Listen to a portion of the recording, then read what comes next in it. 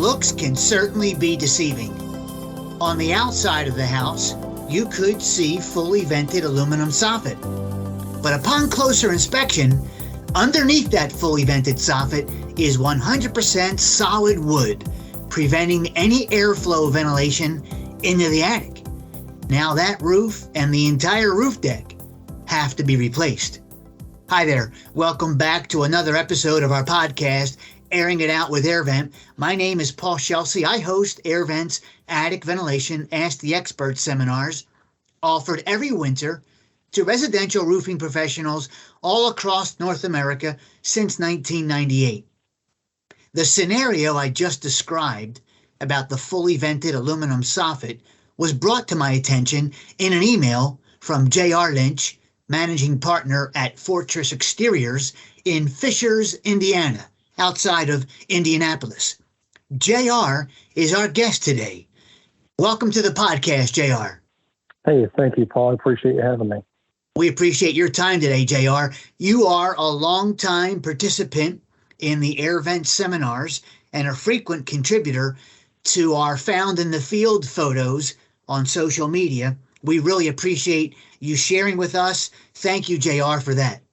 Yeah, it's an inspiration to take these photos and send them to you so that I can relay to other contractors, and you can also, some of the issues with ventilation and roofing.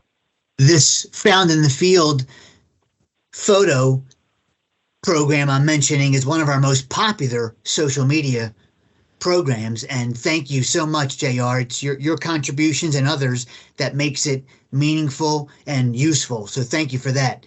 JR, I'd like to share with our listeners the email you sent me when you red flagged the fully vented soffit that I talked about at the top of the podcast. You wrote to me the following: never trust vented aluminum or vinyl soffit without checking it. An attic inspection revealed no light transmission through the vented soffit. The roof deck was wavy from the outside. It has mold on the inside. This house will need full roof replacement and roof decking replacement, along with full soffit and fascia replacement. The photograph you attached in that email to me, JR, confirmed that underneath the fully vented soffit was solid wood. There was zero attic intake ventilation. And that's what you suspected when you didn't see any light coming through the soffit vents during daylight hours while doing the attic inspection. For the benefit of our listeners who might not be familiar with how proper attic ventilation works, briefly, attic ventilation is supposed to be 50% intake airflow through vents installed in the soffit overhang of the house or low on the roof, and 50% exhaust airflow through vents positioned high on the roof, near or at the peak of the roof. This combination of intake and exhaust airflow helps to flush out any potentially damaging heat and moisture buildup inside the attic. It also helps fight ice dams, but it requires both intake and exhaust airflow. JR, as you discovered, the house you were working on that day had half of its needed attic ventilation completely blocked at the soffit. I wasn't surprised when you told me about the damage to the roof, but I am disappointed to say this topic remains, by our estimation, the number one most common mistake in residential attic ventilation: overlooking intake airflow into the attic. JR, in general, not just this house we're currently talking about, but in general, what has been your personal experience in the field in terms of proper attic intake airflow? What have you seen, please, JR? In most cases, it usually has fewer intake than exhaust.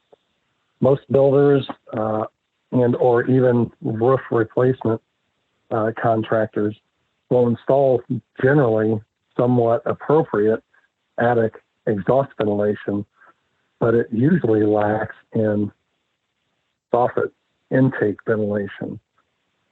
And if, as you've talked about before, you need to have a balanced system. And if I don't do a balanced system, I'm not doing any favors for the new roof we're about to install. And I think a lot of times that previous roofing contractors either are unaware of what that means to have a balanced system, or they're afraid to talk about it, or don't know how to talk about it, and or it could be that they just don't want to ask for extra money. They're trying to be Mr. Low Bidder. So one of the ideas that I bring to the table is, such as this house, the roof was only 10 years old and it was severely deteriorated, and all the decking was warped because there was no intake ventilation. Well, you can have the best muffler on your car in the world, but if you cover your hand over the airflow intake, that muffler isn't going to do its job. And so that's how I explain it to homeowners and let them know that if you want your roof to last longer than 10 years, we need to prevent that from happening again. And by doing so, we need to make sure that we have proper ventilation, that balanced intake and exhaust ventilation. I like that muffler analogy, JR. I like that. JR, is it tempting in the heat of the moment of a roof assessment to simply rely on your initial visual inspection? And here's what I mean. Okay, I see 15 rectangular under eave vents for intake on the outside. That's plenty. We're good. Or, okay, I see fully vented soffit as I walk around the exterior of this house. This roof is in good shape regarding intake airflow. Is that tempting, but not actually confirm that those intake vents are open and that they actually have holes that will allow air into the attic? Is that tempting, JR? It's very tempting. That's a short, just walking around the house, making your counts. That's a shortcut way to do it. So getting in the attic and visually inspecting that area, make sure that we have light transmission is key. And I think that separates one contractor from another. Who's going to physically do this job? Who's actually going to take care of the homeowner the best means possible? And generally what I'll do is just take I have a small rod, a metal rod, to stick through there to see if it gets blocked. So when it gets through and I only get a quarter of an inch and I run into a brick wall, or in this case, a soffit, because the contractor that was prior to that didn't want to replace the wood soffit and put in the proper ventilation, then I know there's an issue. Sure. And you may count a number of soffits and, it's close enough. Well, we've seen the AirVent app. You enter the right square footage. You look on the app for your ventilation requirements, and it only needs 5 more. Well, let's add 5 more. It's not that much more money to make your ventilation a balanced system. Thank you for mentioning the app, JR. For our listeners, we have an app for Apple and Android devices, and among other things, it has a calculator built into it. Enter the attic square footage, and it'll tell you how many different types of exhaust vents you would need, whether it be ridge vent or box vents, power fans, whatever, your choice, and then the equivalent for intake for a balanced system.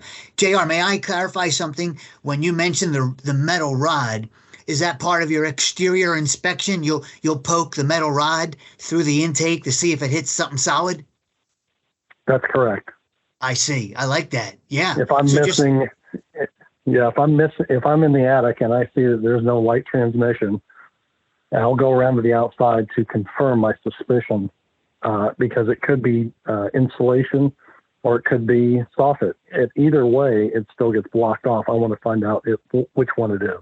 I like that. Thank you. Great clarification. So, if you don't see daylight while in the attic, why am I not seeing daylight? Go outside with the metal rod.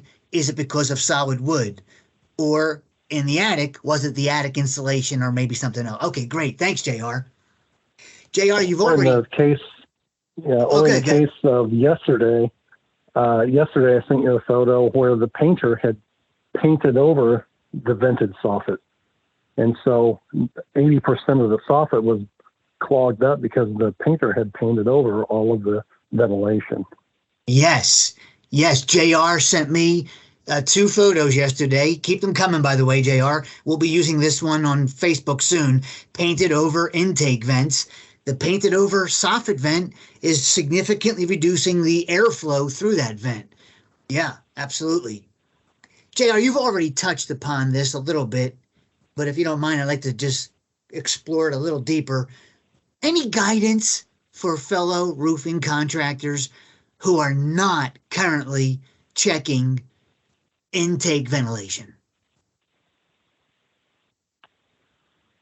As far as guidance goes, if you're just out to install a roof and take the money and move on to the next one, then I guess this podcast isn't meant for you. However, if you want to be the best professional that you can in this industry and to have repeat customers and referrals, then do your due diligence and be that professional. Do your inspection, take your time, do things proper, and you will be rewarded at some point. Your name will get around that this guy knows what he's doing. You want to look professional. You want to treat your customers professional. You want to speak to them in a professional manner. And that you want to make sure that everything that you're doing is for them. And in return, they will end up buying from you. You will be rewarded at some point. I like that, JR. I like that. Thank you. JR, let's look at the homeowner briefly, please, if you don't mind. For any homeowners who might be listening one day, or contractors talking to homeowners, any suggestions? The homeowner is seeking estimates for a new roof in the near future, let's just say, or they just want to maximize the remaining life of their current roof, but they're not really thinking about intake. Any suggestions?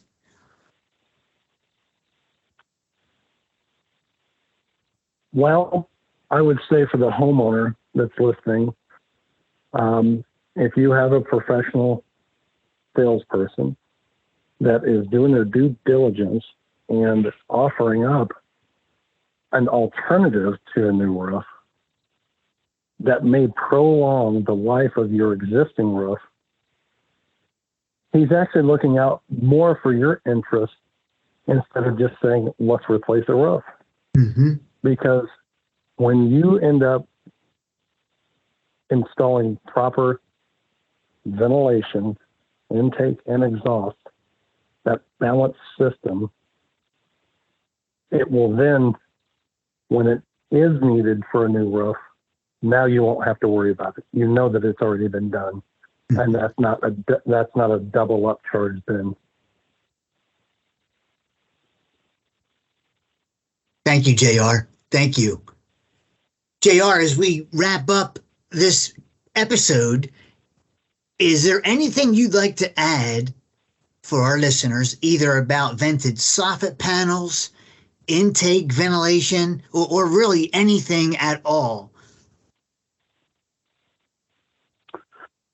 I would say for the homeowner and also for the contractor,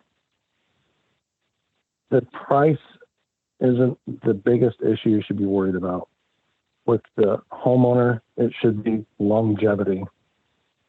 This isn't meant for home flippers or somebody that just wants, I want the cheapest possible. This is for somebody that actually wants to live in their house and maintain it properly. And for the professional that's doing this, this is for someone that needs to make sure you're doing everything proper. Having to tell a homeowner after they had a roof replaced 10 years ago that your roof is no longer good, I don't like doing that. That's actually worse news to them because they felt like they wasted the money the first time. Mm-hmm. So don't be that guy. Don't be the guy that they wish they would have chosen, the guy that had the higher price, because now they regret the decision that they spent the lower money because they were not offered the correct prescription, so to speak, for their home. JR, I like that you use the word longevity, and that price should not be the most important factor when evaluating estimates and bids, the longevity of the roof. I like that perspective. JR, I want to thank you so much for being our guest today. And I mean it, please keep those found in the field photos coming and your other tips that you share with us. You're helping us to further educate the industry and homeowners. So please keep everything coming, and let's continue to keep in touch. I want to say thank you on behalf of AirVent, the roofing industry at large, and homeowners. Thanks for your time today, JR. Paul, I appreciate your time. Thanks for having me. You're welcome. Please don't be fooled. Just because you see fully vented soffit on the house exterior, supposedly providing intake airflow into the attic, make sure it really is clear and free to allow the air into the attic. Well, that wraps up this episode. Please leave a review on YouTube or whatever platform you used to listen to this episode. Be sure to let us know if there is a topic you'd like us to cover in future episodes. Maybe you'd like to be a guest one day, like JR was a guest. Drop us a note on the podcast page of our website, airvent.com. You can also reach out to us on Facebook, Twitter, and LinkedIn. And please come back for more Airing It Out with AirVent. I'm Paul Pscelsi. Thanks for listening.